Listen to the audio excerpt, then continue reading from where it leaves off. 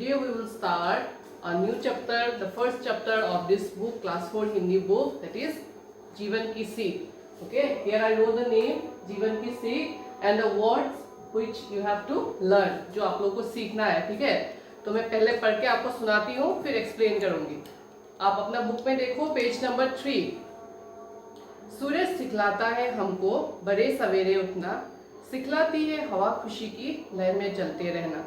सो सूरज से हमें क्या सीखना चाहिए? पहला चीज जो है बड़े सवेरे उठना, मतलब सुबह जल्दी उठने को सीखना चाहिए. ठीक है, फिर सिखलाती है हवा खुशी की लहर में चलते रहना. सिखलाती है हवा खुशी की. हवा से हमें क्या सीखनी चाहिए कि लय में, लय मतलब एक ही धुन में हमें चलने को सीखना चाहिए. चांद हमें सिखलाता देना जग को नया उजाला. जैसे हम लोग देखते हैं अंधेरी रात में क्या होता है, रात को हम देख नहीं पाते. ठीक है, जैसे कि फुल मून होने से जो पूर्णिमा बोलते हैं, उसमें हम लोग किसी मतलब टॉर्च या फिर किसी लाइट की जरूरत नहीं होती है, आराम से हम लोग जा सकते हैं. और अंधेरी रात जैसे अमावस्या बोल सकते हैं, नो मून डे, उसमें हम देखते हैं कि अंधेरा होता है, हमें लाइट चाहिए बाहर निकलने के लिए. तो उसी तरह से यहाँ पे समझाया गया है कि चांद हमें सिखलाता देना जग को नया उजाला, मतलब चांद से हमें यह सीख मिलती है कि हमें जग को, पूरे दुनिया को उजाला देने को सिखाते हैं चांद. उसी तरह से हमें भी, जैसे हमें ऐसी काम करनी चाहिए जिससे हम सारे दुनिया को सिखा सके कुछ. ठीक है, फिर तारे कहते गीत सुनाओ झिलमिल मस्ती वाला. जैसे तारे चमचमाते रहते हैं रात को, उसको देख के हमें खुशी मिलती है. उसी तरह से हमें भी सबको खुशी देने की कोशिश करनी चाहिए. पेड़ हमें सिखलाता सारे दिन मेहनत में तपना, कोई चोट अगर दे तो भी फल से झोली भरना. पेड़ से हमें क्या सीख मिलती है? मेहनत में तपना. तो आप देख सकते हैं पेड़ एक ही जगह पे खड़े रहते हैं, उससे हिल नहीं सकते. ठीक है, अगर कोई उसकी टहनियाँ काट भी दे, कोई हवा में अगर कोई टहनी टूट भी जाए, फिर भी वो एक ही जगह पे खड़ी रहती है. और जो भी अंधेरी, जैसे तूफान आने से हम लोग डर के मारे किसी जगह पे छिपते हैं, पेड़ के नीचे जाके छुप जाते हैं, या फिर कोई ज़्यादा धूप हो तब भी हम पेड़ के छाए पे जाके बैठते हैं. उसी तरह से पेड़ हमें मतलब अलग अलग तरह से हमें सहायता करती है. उसी तरह से यहाँ पे कहा गया है पेड़ से हमें धूप में तपने को, मतलब तप के भी, मतलब जैसे कष्ट मिलने से भी हमें दूसरे को सहायता करने को सीखना चाहिए. जैसे कोई चोट अगर दे, अगर मतलब कोई दुख भी देता है, फिर भी हमें उसको मतलब उसको खुशी देनी चाहिए, उसको उसकी सहायता करनी चाहिए. नदी बताती कल कल स्वर में बहना मेरे भाई, झरना बोला पल पल झरते सबकी करो भलाई. सो नदी बहती है कल कल, जैसे एक नदी जब बहती है उसकी एक आवाज आती है. सो उसी स्वर में हमको मतलब बहना मेरे भाई, तो हमें भी कहते हैं उसी तरह से हमारे जीवन में हमें अपना काम करते जाना चाहिए. झरना बोला पल पल झरते सबकी करो भलाई. झरना पता है आपको? झरना क्या है? झरना जो पहाड़ के ऊपर से जो पानी गिरता है उसे झरना बोलते हैं. ठीक है, तो झरने से, जैसे झरना जब गिरते हैं, ऊपर से गिरना मतलब अगर हम ऊपर से गिरेंगे हमको चोट लगती है. सो उसी तरह से झरना, पानी भी ऊपर से गिरता है, उसको भी कष्ट होता होगा, लेकिन वो अपना रास्ता अपने आप बना के दूसरे को सहायता करता है. कैसे?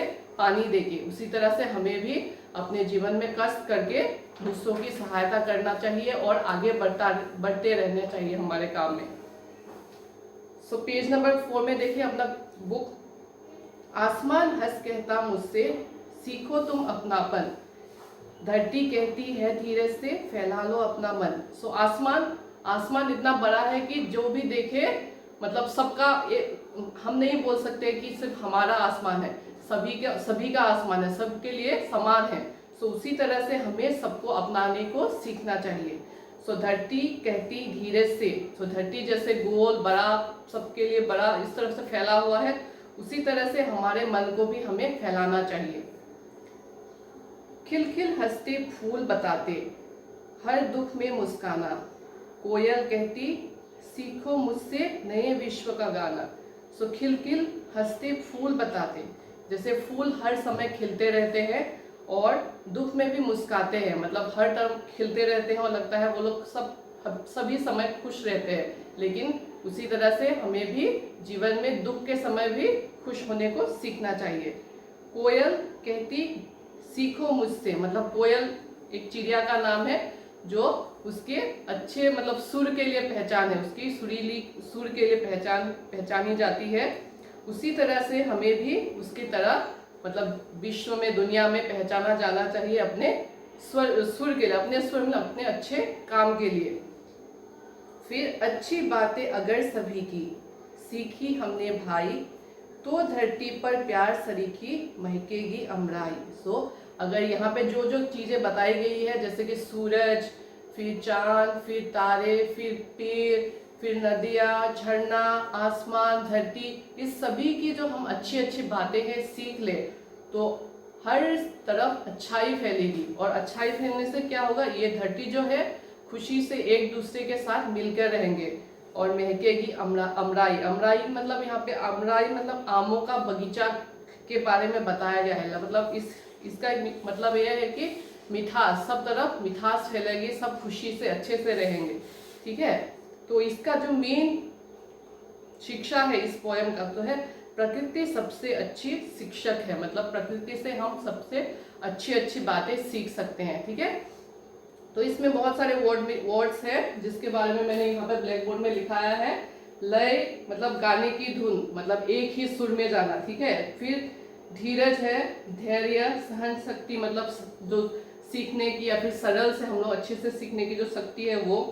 फिर सरीखी जैसी मतलब इसी तरह से करना चाहिए, उस तरह से करना चाहिए वो। फिर उजाला प्रकाश और फिर रोशनी। फिर विश्व मतलब संसार, अमराई आमों के बाग। ठीक है, और इसमें बहुत सारे क्वेश्चन आंसर्स है, आप लोग को ये सब माइली में मिल जाएगा। और जिसने भी लाइव क्लास ज्वाइन किया है उसमें बताया है, और फिर भी आपको फिर से ये क्वेश्चन आंसर मिल जाएगा। Thank you.